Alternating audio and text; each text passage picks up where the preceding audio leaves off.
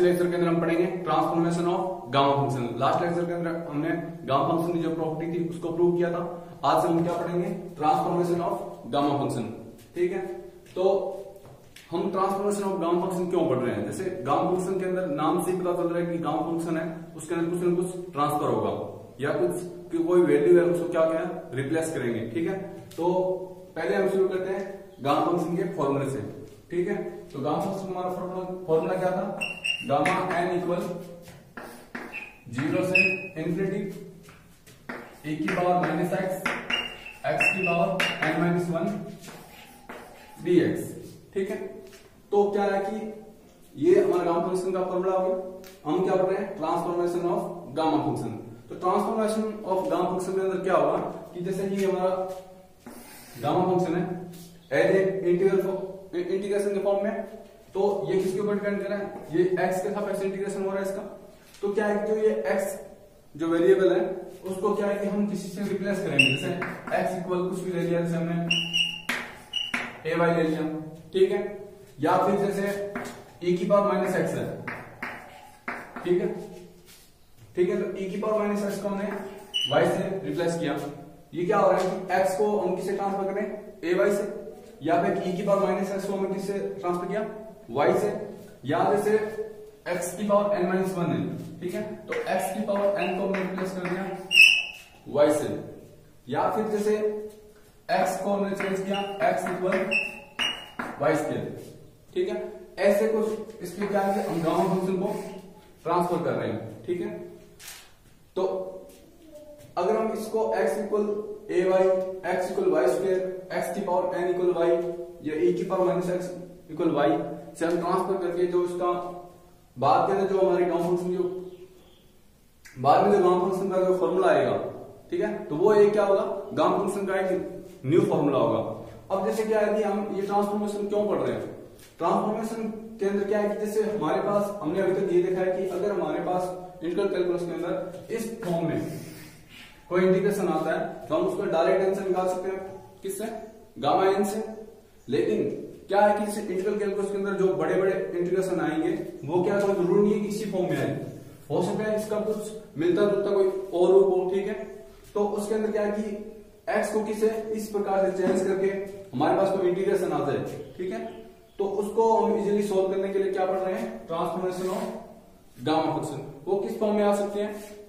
वो हम इनको ऐसे x equal y square, x की power n equal y, x equal a y, ये सबको ट्रांसफर करके हम देखेंगे कि हमारे पास किस फॉर्म में कोई भी हमारे पास गामा फंक्शन आ सकता है। ठीक है, तो चलो हम शुरू करते हैं ट्रांसफॉर्मेशन ऑफ गामा फंक्शन।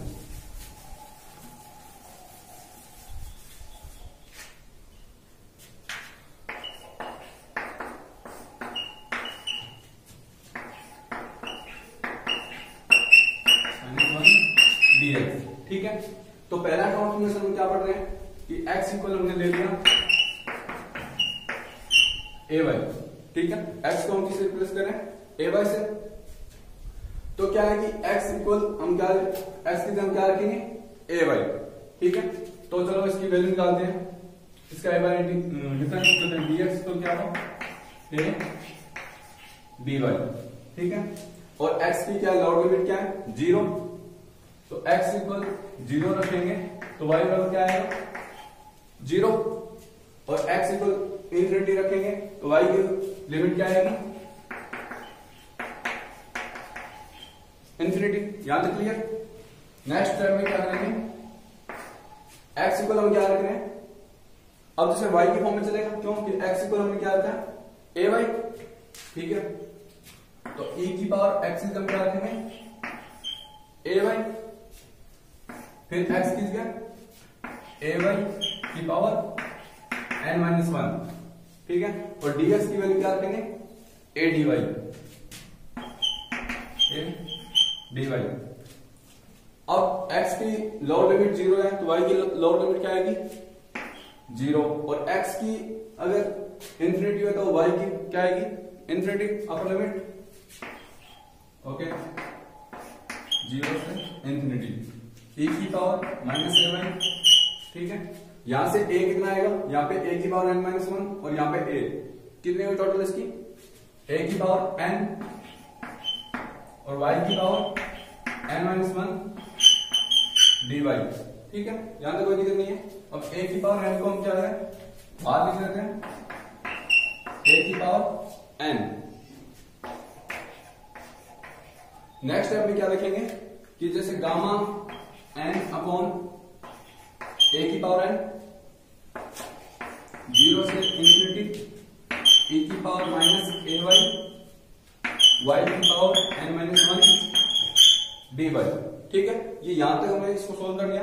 अब जैसे इस जो लास्ट स्टेप आई है हमारे पास, इसको बस थोड़ा ढंग से देखें तो हमारे पास जो गामा फंक्शन का फॉर्मूला है, ठीक है, इसके अंदर क्या है e की पावर माइनस एक्स एफ की power n minus one d x, और यहाँ पे क्या है e की power minus a y y की power n minus one d y. तो इसके अंदर चेंज क्या है कि x के मल्टीप्लाई में यहाँ पे क्या आ रहा है 1 और यहाँ पे क्या मल्टीप्लाई आ रहा है a, यानी कि इसके साथ मल्टीप्लाई में कुछ क्या आ रहा है कांस्टेंट आ रहा है।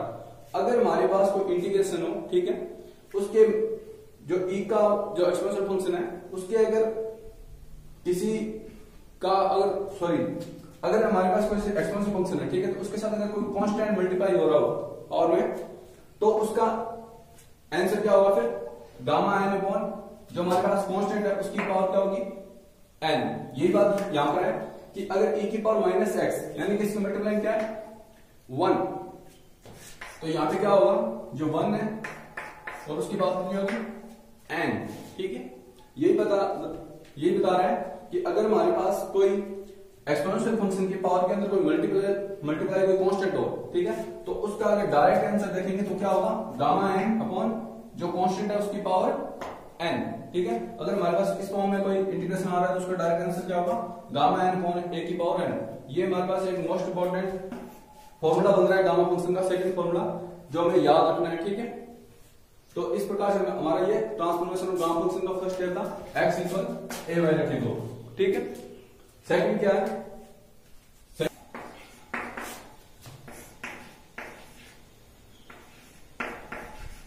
एक्स की power n minus one dx।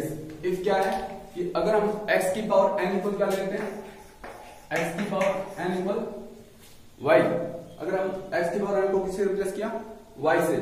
ठीक है, तो अब हम क्या करेंगे इसकी लोअर लिमिट रखेंगे अपर लिमिट रखेंगे। तो x की अगर मैं लोअर लिमिट रखता हूं तो y की वैल्यू क्या आएगी x equal 0 then y equal 0। If x equal infinity then y equal infinity. Clear यहां तक। अब क्या मैं इसके क्या करता हूं डिफरेंसेस, तो क्या होगा n x की power n minus one dx equal dy। यहां तक क्लियर। अब इसके अंदर मैं वैल्यू पुट कर रहा हूं कि जैसे x की अगर मैंने 0 लोअर लिमिट 0 है तो y क्या आएगा 0 और x की क्या आएगी सेम इंफिनिटी। अब e की पावर माइनस x की जगह क्या आएगा यहां से x इक्वल y की पावर 1 अपॉन n। तो x की लिमिट क्या आएगी y की पावर 1 अपॉन n और x की पावर n माइनस वन इसकी जगह क्या आएगा dy अपॉन n। ठीक है, यहां तक क्लियर। नेक्स्ट स्टेप में 1 अपॉन n 0 से इंफिनिटी e की पावर माइनस y की power 1 upon n dy equal gamma n। ठीक है, अब तक हमने क्या किया है इधर 0 से इंफिनिटी e की पावर माइनस x की पावर माइनस dx। ठीक है, यहाँ पे x की लिमिट रखी है, x की लिमिट वहां से क्या आएगी तो इसको सोल्व करेंगे तो x इक्वल y की पावर 1 अपॉन n। तो x की जब हम क्या किया y की पावर 1 अपॉन n, x की पावर n माइनस वन यहां से क्या आएगा x की power n minus one dx equal क्या आएगा dy upon n। 1 upon n बाहर आएगा 0 से इंफिनिटी e की पावर माइनस y की power 1 upon n dy। Next step में n से मल्टीप्लाई होगा तो n गामा n इक्वल 0 से इंफिनिटी e की पावर माइनस y की पावर 1 अपॉन n dy। तो n गामा n की जगह हम क्या ले सकते हैं गामा n प्लस वन 0 से इंफिनिटी e की पावर माइनस y की पावर 1 अपॉन n dy। ये हमारे पास गामा फंक्शन का नेक्स्ट फॉर्मूला आ रहा है कि अगर हमारे पास कोई इंटीग्रेशन इस फॉर्म में आए कि 0 से इन्फिनिटी उसकी लिमिट हो और e की पावर माइनस y की पावर 1/n dy हो, तो उसका डायरेक्ट आंसर क्या होगा? Gamma n plus 1। Okay, not gamma n, ठीक है, गामा n प्लस 1 होगा उसका। और ये किसकी फॉर्म है? गामा फंक्शन की फॉर्म है, ठीक है। तो नेक्स्ट हम क्या पढ़ेंगे? ट्रांसफॉर्मेशन ऑफ गामा फंक्शन का थर्ड फॉर्म है कि जैसे e की पावर माइनस x है, ठीक है, तो इसके जगह अगर मैं y से इसको रिप्लेस कर रहा हूं, ठीक है,